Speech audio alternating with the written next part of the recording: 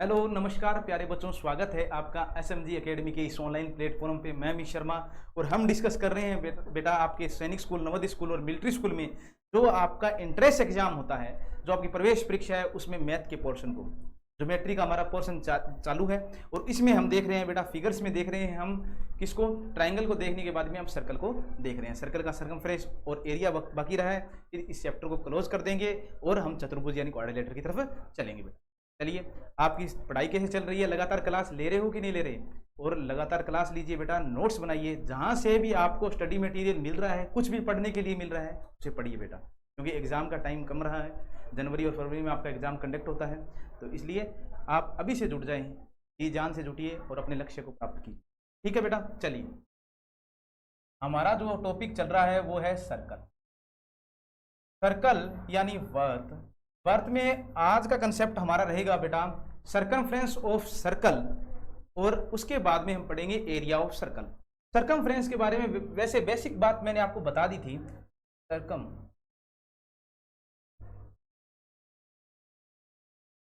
Circumference of circle, circumference of circle यानी वर्त की परिधि। वर्त की परिधि आज हमें देखनी है। वर्त की परिधि किस तरीके से हम, इसका क्या फॉर्मूला होता है, किस तरीके से इस पे क्वेश्चन पूछे जाते हैं, ये सारी चीजें हम पढ़ेंगे। ये अपना सर्कल है बेटा। पहले तो आपको पता होना चाहिए सर्कमफ्रेंस यानी परिधि का मतलब क्या होता है। परिधि का अगर हम देखें, अदर मीन देखें, तो परिमाप भी हो सकता है। यानी एक परिमाप की विशिष्ट अवस्था ही क्या है बेटा? परिधि है। परिमाप की विशिष्ट अवस्था ही परिधि है। परिमाप सर आपने हमें बताया था, यानी पेरीमीटर को आपने हमें डिफाइन किया था, तब बताया था कि क्या होता है, सम ऑफ ऑल साइड्स। अगर इसमें अगर एज होते बेटा, वर्टेक्स होते, तो हम कहते हैं सम ऑफ ऑल साइड्स, लेकिन इसमें ना तो कोई किनारा है ना कोई वर्टेक्स है। ठीक है, तो अब हम क्या करेंगे, ना कोई लाइन सेगमेंट दिखाई दे रहा है आपको, तो ये क्या है, एक राउंड शेप है। राउंड शेप है और ना इसमें कोई कॉर्नर है, ना ही कोई लाइन सेगमेंट है, तो हम इसमें परिधि शब्द को यूज करते हैं बेटा। परिधि को यूज करते हैं। यानी होता क्या है, डिस्टेंस होती है, डिस्टेंस अराउंड द सर्कल क्या होती है आपकी? सर्कमफ्रेंस होती है।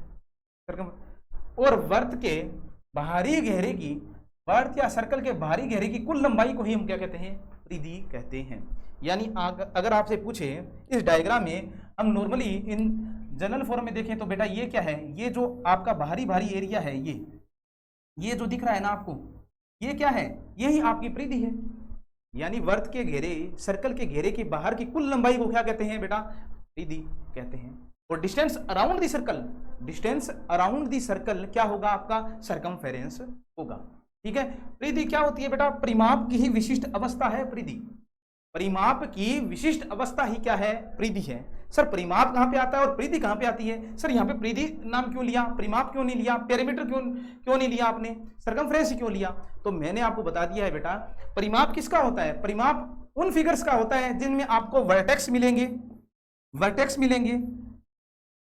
या आपको क्या मिलेगी? लाइन सेगमेंट मिलेगी, या आपको कॉर्नर मिलेंगे। उनमें क्या होता है? परिमाप होता है, क्योंकि परिमाप होता है चारों ओर का बाहरी माप ही परिमाप होता है। और इसमें भी ये भी चारों ओर का बाहरी माप ही है, घेरे की कुल लंबाई ही है, लेकिन इसमें ना तो वर्टेक्स है, ना कोई कॉर्नर है, ना ही कोई लाइन सेगमेंट है। तो इसके लिए हम सर्कमफ्रेंस शब्द का यूज करते हैं।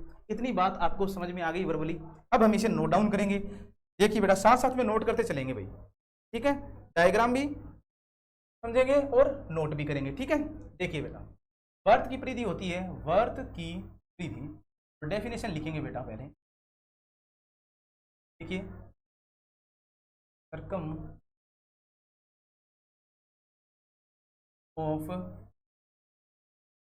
सर्कल। चलिए बेटा, डेफिनेशन स्टार्ट करते हैं। डेफिनेशन क्या थी? भाषा देखिए, डेफिनेशन देखिए, वर्त के बाहरी घेरे की कुल लंबाई वर्त की परिधि कहलाती। वर्त के बाहरी घेरे की कुल लंबाई वर्त की परिधि कहलाती है। लिखेंगे बेटा, आगे नोट डाउन करेंगे। परिधि परिधि परिमाप की विशिष्ट अवस्था है, विशिष्ट अवस्था है। ठीक है, देखिए बेटा,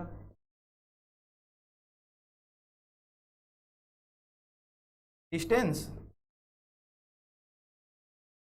अराउंड द सर्कल,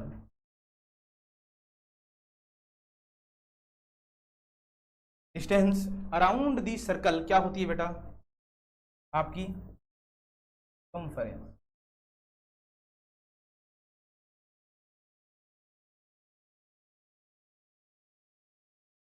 ठीक है, अब देखिए बेटा, वर्त के बाहरी घेरे की कुल लंबाई को वर्त की परिधि कहते हैं।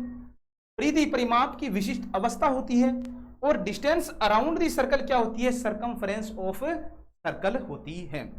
देखिए बेटा, ये हमारा एक सर्कल है,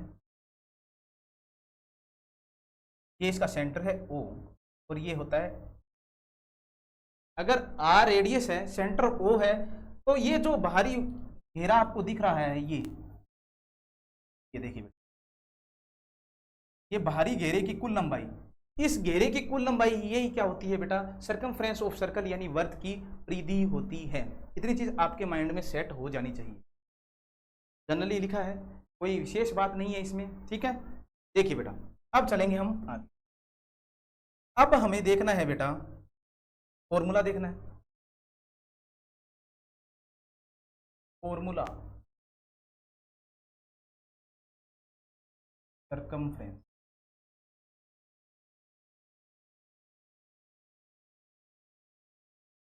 अब परिधि का सूत्र क्या होता है? देखिए बेटा, अगर मैं कहूं आपको, ये आपके सामने एक सर्कल है, ये एक सर्कल है आपके सामने, ठीक है बेटा, और इसकी रेडियस r है और सेंटर O है, तो आपसे पूछे r रेडियस के यानी r त्रिज्या के सर्कल की आप मेरे को सरकमफ्रेंस यानी परिधि बताइए, तो आपको फॉर्मूला यूज करना है बेटा, वर्त की परिधि इक्वल होती है बेटा 2 पाई r। ठीक है, 2 पाई r होती है, जहां पे पाई क्या होता है और r क्या होता है? पाई होता है बेटा आपका एक नियतांक, से बोलते हैं कांस्टेंट यानी नियतांक। ठीक है, और r है आपकी रेडियस है यानी त्रिज्या है। r आपकी रेडियस यानी त्रिज्या है। पाई क्या है? आपका कांस्टेंट यानी नियतांक है। और पाई की वैल्यू अगर आपसे पूछे, पाई की वैल्यू क्या होती है, तो 22/7 लेंगे या 3.141592 इस तरीके से चलता रहेगा। ठीक है, लेकिन आपको लेनी कौन सी है? 3.14 ही लेनी है। ठीक है, हम इन क्वेश्चनों में हम यूज करेंगे पाई की वैल्यू या तो 22/7 यूज करेंगे, या आपको किसी विशेष क्वेश्चन में आपको दिया होगा, स्पेशल क्वेश्चन में ये मेंशन करके दिया होगा कि आप पाई की वैल्यू 3.14 लेके इससे सोल्व कीजिए, तभी आपका आंसर निकलेगा। ठीक है, तो आपको ये माइंड में सेट कर लेना है कि पाई एक नियतांक है, जिसकी वैल्यू है, जिसका मान है वो निश्चित रहता है, 22/7 लेंगे। ठीक है, या फिर 3.14 लेंगे। इतनी बात आपके माइंड में सेट हो गई। फॉर्मूला क्या होता है? वर्त की परिधि, अगर आपसे पूछे कि वर्त की परिधि क्या होती है, तो वर्त की परिधि होती है 2 पाई r। r रेडियस वाले एक सर्कल की परिधि होगी 2 पाई r, जहां पे पाई है कांस्टेंट यानी नियतांक है, r आपकी रेडियस यानी त्रिज्या होती है। इतनी बात क्लियर होगी क्या? ये फॉर्मूला रहेगा और ये आपकी परिधि रहेगी। अब चलिए बेटा, इस पे करते हैं हम। देखिए बेटा, नंबर 1 क्वेश्चन देखिए बेटा, अगर आपसे पूछे कि 7 सेंटीमीटर रेडियस यानी त्रिज्या वाले वर्त की परिधि ज्ञात कीजिए। आपसे क्वेश्चन पूछ रहा है कि 7 सेंटीमीटर रेडियस है, तो आप सर्कल की सरकमफ्रेंस बताइए भाई। Find the circumference of circle which radius is 7 centimetre, जिसकी त्रिज्या कितनी है? 7 सेंटीमीटर है। तो देखिए बेटा, कुछ नहीं करना आपको, ये देखिए आपके सामने ये एक 7 सेंटीमीटर रेडियस का एक सर्कल है और हम जानते हैं, हम क्या जानते हैं, हम जानते हैं फॉर्मूला ऑफ सर्कमफ्रेंस। क्या जानते हैं बेटा, 2 पाई r होता है। क्या होता है सर, वर्त की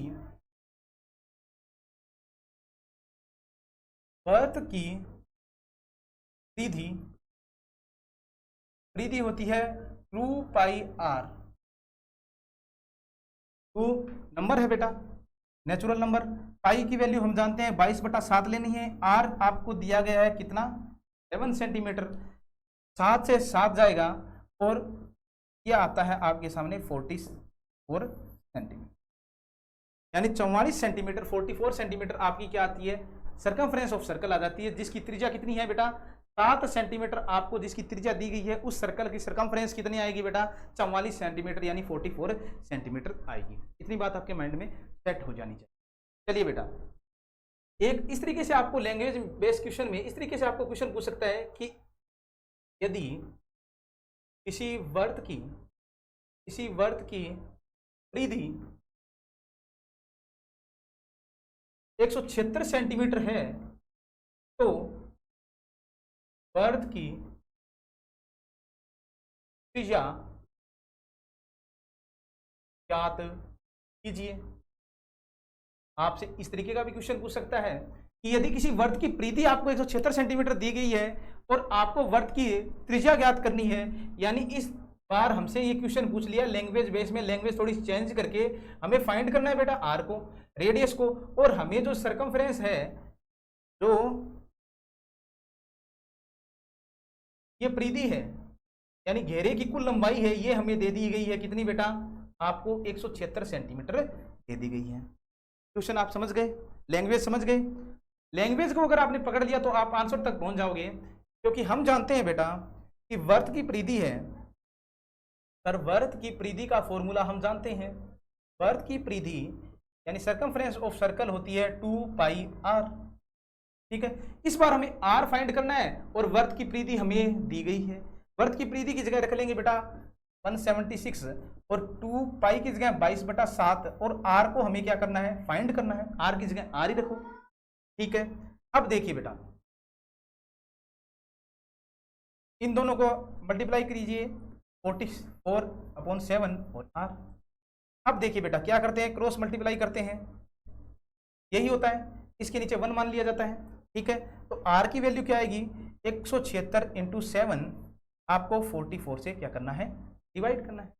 देखिए ये तो कटेगा 2, 22 से काटेंगे तो 2 तक और ये 8 तक। ठीक है, फिर ये कटेगा 4 तक, यानी 28 सेंटीमीटर आपकी क्या आ जाती है, रेडियस आ जाती है।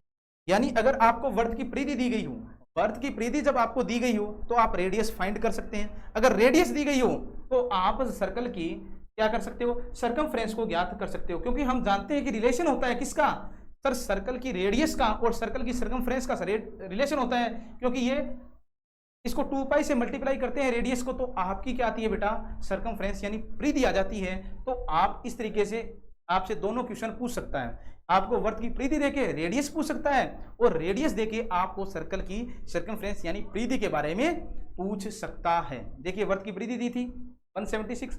ठीक है, अब हमें क्या करना था, त्रिज्या फाइंड करनी थी, ये हमसे पूछा गया था। ठीक है, कोई दिक्कत नहीं है। वर्त की परिधि का फॉर्मूला हम जानते हैं, we know that circumference of circle is equal to क्या होता है बेटा, 2 पाई r होता है।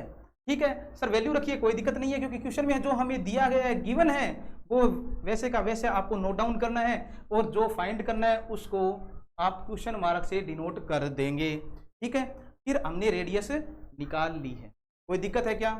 चलिए बेटा, अब मैं आपसे एक कंसेप्ट डिस्कस करना चाहता हूं अर्धवर्त का। देखिए बेटा, लगाइए अर्धवर्त की परिधि आपसे पूछ रहा है सर्कमफ्रेंस ऑफ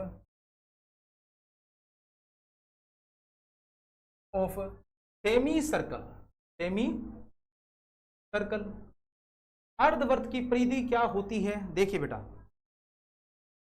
पहले तो आपको यह पता होना चाहिए कि सर अर्धवर्त बनता कैसे है। तो ये देखिए बेटा,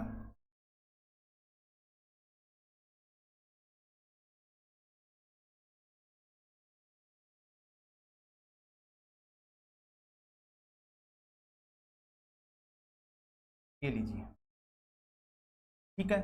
और ये है, अब देखो बेटा ध्यान से देखना भाई, ये है सेंटर ओ ए बी, ये आपका सेमी सर्कल है। सर ये सेमी सर्कल कैसे है, पहले तो ये पता होना चाहिए आपको, यानी ये आपका अर्धवर्त है, और ये अर्धवर्त ही क्यों है, तो हमने पढ़ा था बेटा प्रॉपर्टीज ऑफ सर्कल में पढ़ा था कि डायमीटर क्या करता है, डिवाइड करता है सर्कल को इन टू पार्ट, वो दोनों पार्ट इक्वल रहते हैं, और इन दोनों पार्टों को क्या कहते हैं बेटा, इन दोनों भागों को क्या कहते हैं, सेमी सर्कल यानी अर्धवर्त कहते हैं। ये बात मैंने बता दी थी। अगर कोर्ड करेगी तो क्या होगा बेटा, सेगमेंट बनेंगे, और त्रिज्या कर रही है तो सेक्टर बनेंगे। ये चीज मैंने आपको प्रॉपर्टीज में बिल्कुल अच्छी तरीके से बता दिया था विद डायग्राम, ठीक है। क्या ये ए बी क्या है बेटा, ए बी एक डायमीटर है, क्योंकि सर सेंटर से जो पास होने वाली कॉर्ड होती है वो आपका डायमीटर होती है, और डायमीटर क्या करती है, सर्कल को, ये देखिए बेटा ये पूरा एक सर्कल होता, सपोज करो ये पूरा एक सर्कल था, ए बी इसका डायमीटर था, तो ये ऊपर वाला पिंक पेन से जो आपको दिखाई दे रहा है वो एक सेमी सर्कल है, और ब्लू पेन वाला भी एक सेमी सर्कल है कि नहीं है, ठीक है। अब हमें इस सेमी सर्कल का क्या चाहिए, सर्कमफ्रेंस यानी आपको परिधि या परिमाप चाहिए। तो देखिए बेटा यहाँ पे वापस एक डायग्राम बना लेते हैं, ठीक है। और ये है आपके सामने सेंटर ओ, ठीक है, और ये आपकी रेडियस आर है। तो देखिए बेटा अब आपको करना क्या है, पूरे सर्कल की सर्कमफ्रेंस को हमने देखा सर 2 पाई आर होती है, अगर 2 पाई आर को आधा कर देंगे तो अर्धवर्त की आ जाएगी। तो अर्धवर्त की परिधि का फॉर्मूला क्या होता है, अर्धवर्त की परिधि का फॉर्मूला होता है पाई आर तो होगा, क्योंकि सर 2 पाई आर पूरे सर्कल की और पाई आर आधे सर्कल की परिधि होती है। लेकिन बेटा ये तो आ गया, ये इतनी वैल्यू आ गई, ये तो आ गई ये वैल्यू, ठीक है सर। अब हमें इसको फाइंड करना है, अब हमें इसको भी तो देखना है, इसको भी तो ऐड करेंगे। तो ये होती है बेटा r प्लस आर, यानी पाई आर प्लस में 2r, ये आपका फॉर्मूला होता है किसका, सर्कमफ्रेंस ऑफ सेमी सर्कल, पर ये 2r क्यों ऐड किया है, क्योंकि हम परिधि की और परिमाप की डेफिनेशन क्या पढ़ते हैं बच्चों, हम पढ़ते हैं कि बाहरी घेरे की कुल लंबाई, डिस्टेंस अराउंड दी सर्कल क्या होता है आपका, सर्कमफ्रेंस ऑफ सर्कल होता है। Sir distance around the circle तो ये रहा, लेकिन ये भी तो एक दूरी है बेटा, क्या ये ए बी भी एक डिस्टेंस नहीं है क्या, ये भी तो एक डिस्टेंस है, इसको भी तो ऐड करना पड़ेगा। और ये बेटा वैसे तो क्या है, डायमीटर है, और वैसे इसको देखें तो 2r लिख सकते हैं, क्योंकि r प्लस r क्या होता है 2r, और 2r को ही हम d से डिनोट करते हैं, और जिसे कहते हैं वर्त का व्यास यानी डायमीटर ऑफ सर्कल कहते हैं। क्या आपको ये फॉर्मूला समझ में आ गया? देखिए बेटा अर्धवर्त की आपको परिधि चाहिए, सर्कमफ्रेंस ऑफ सेमी सर्कल चाहिए, और आपको करना क्या है, आपको देखना है बेटा कि पूरे सर्कल की सर्कमफ्रेंस होती है 2 पाई आर, हमें अर्धवर्त की चाहिए तो 2 पाई आर का हाफ करेंगे तो पाई आर बचता है, ये रहा फॉर्मूला में। लेकिन ये देखिए बेटा हमें इनको भी ऐड करना है, इसको और इसको, और इनकी वैल्यू है आर आर यानी 2r, ये हो जाती है आपकी क्या बेटा, अर्धवर्त की परिधि, ठीक है। चलिए इस पे क्वेश्चन करते हैं। क्वेश्चन देखिए आपसे पूछ रहा है 56 सेंटीमीटर व्यास वाले अर्धवर्त की 56 सेंटीमीटर व्यास वाले अर्धवर्त की परिधि क्या कीजिए, ज्ञात कीजिए। 56 सेंटीमीटर व्यास वाले अर्धवर्त की आपको क्या करनी है बेटा, परिधि ज्ञात करनी है। देखिए बेटा ये आप डायग्राम बनाइए पहले, ये आपका एक डायमीटर है ए बी, और ये आपका सेंटर है, और ये रहा। देखिए बेटा हमें क्या दिया गया है, हमें ये वैल्यू दे रखी है 56 सेंटीमीटर, ठीक है, और हमें फाइंड करनी है सर्कमफ्रेंस ऑफ सेमी सर्कल। और हम क्या जानते हैं, वी नो दैट हम जानते हैं बेटा इस circumference of semi circle equal to pi r plus में 2r होता है, ठीक है। यहाँ पे लिख लीजिए बेटा, साइड में ये भी कर लेना कि आपको डायमीटर दे रखा है 56 सेंटीमीटर, और आपको रेडियस फाइंड करना है तो आप करेंगे 56 का हाफ करेंगे और 28 सेंटीमीटर हो जाएगी। क्यों? क्योंकि रेडियस होती है वो डायमीटर का आधा होती है, और डायमीटर क्या होता है, व्यास क्या होता है, त्रिज्या का दुगना होता है। इस तरीके से आपके पास ये वैल्यू आ गई। देखिए बेटा, पाई की वैल्यू रखेंगे 22/7, आर की वैल्यू हमने निकाली है 28 प्लस 2r, यानी त्रिज्या का दुगना व्यास होता है, ये हमारे पास है 56 सेंटीमीटर। या आप ऐसे भी ऐड कर सकते हो, 28 × 2 कर दो, यानी 28 को 2 से मल्टीप्लाई करेंगे तो भी 56 ही आएगा आपके पास। देखिए बेटा, क्या ये कटेगा? सर ये 4 से कटेगा। कितना आ रहा है? 8 8 और 56 को अब हमें ऐड करना है। देखिए कितना आएगा, 4 बच गया 1, और ये आ गया बेटा आपके पास निकल के आंसर। और ये आपकी यूनिट रहेगी सेंटीमीटर, क्योंकि हमने क्या किया है बेटा, यूनिट किसको यूज किया है, सेंटीमीटर को। इसका विशेष ध्यान रखें भाई, जो यूनिट आप क्वेश्चन में यूज कर रहे हो रेडियस की या सरकमफ्रेंस की, वही यूनिट आपकी आंसर की रहेगी। अगर आप सेंटीमीटर में यूज कर रहे हो तो आपकी सेंटीमीटर, ठीक है। चलिए बेटा, एक क्वेश्चन ये देखिए, क्वेश्चन है आपके सामने 9.8 सेंटीमीटर व्यास वाले वर्त की सीधी ज्ञात कीजिए। आपसे ये क्वेश्चन पूछ रहा है, 9.8 सेंटीमीटर वाले व्यास की आपको क्या करनी है, सीधी बतानी है। देखिए बेटा, तो दिया क्या है, गिवन है, गिवन क्या है हमें, आपको डायमीटर गिवन है ना 9.8 सेंटीमीटर, रेडियस फाइंड करेंगे बेटा। 9.8 का आप कीजिए हाफ, आपके पास आएगा 4.9 सेंटीमीटर। इतनी चीज़ हमने देख ली है, क्योंकि यह गिवन था हमें, आपको वर्त का व्यास दिया गया था, और वर्त का व्यास होता है त्रिज्या का दुगना, यानी रेडियस का दोगुना होता है, और रेडियस क्या होगी, हाफ होगी किसकी, सर डायमीटर। इतनी बात अभी क्लियर होगी। हमें क्या फाइंड करना है, वर्त की परिधि, और वर्त की परिधि का फॉर्मूला होता है 2πr। क्लियर है?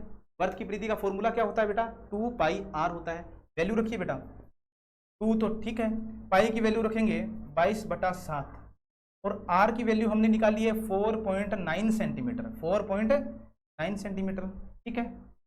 काट दीजिए बेटा, 0.7 आ जाएगा, 0.7 करिए बेटा, 8 2 कैरी करेंगे, ठीक है।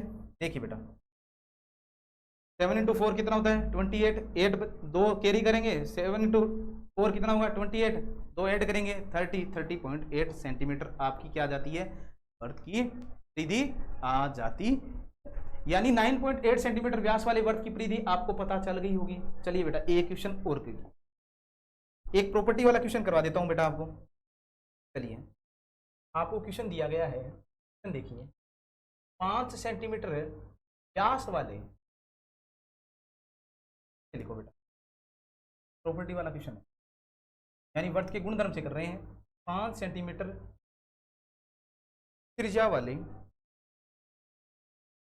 5 सेंटीमीटर त्रिज्या वाले वर्त के केंद्र से 6 सेंटीमीटर की जीवा पर डाले गए लंब की लंबाई ज्ञात। आपसे ये पूछ रहा है। देखिए बेटा, हमें क्या दिया गया है और हमें क्या पूछ रहा है, डायग्राम में देखिए बेटा, एक सर्कल दिया है, ये लीजिए, ठीक है। इस सर्कल में हमें क्या दिया गया है, ये आपका सेंटर पॉइंट क्या है बेटा, O है, और हमें दे रखी है एक तो कोर्ड दे रखी है, यानी ये तो हमें जीवा दे रखी है एक, सर ये रही जीवा A B के अंदर से 6 सेंटीमीटर की जीवा पर डाले गए लंब की लंबाई, इसकी लेंथ आपको दे रखी है कितनी, 6 सेंटीमीटर, ठीक है। और वर्त की त्रिज्या आपको दे रखी है कितनी, ये आपको दे रखी है, ये आपको दे रखी है कितनी, 5 सेंटीमीटर, 5 सेंटीमीटर, दोनों रेडियस ही है भाई, ठीक है। और हमें फाइंड करनी है बेटा क्या, हमें फाइंड करना है ये सेंटर से जो परपेंडिकुलर इस पे डाला गया है कोर्ड पे, यानी 90 डिग्री का एंगल बना रहा है ये, हमें तो ये लेंथ पूछी है, यानी ये अगर हमें पूछा है ओ एम कितना होगा, ओ एम की लंबाई पूछी है, ठीक है।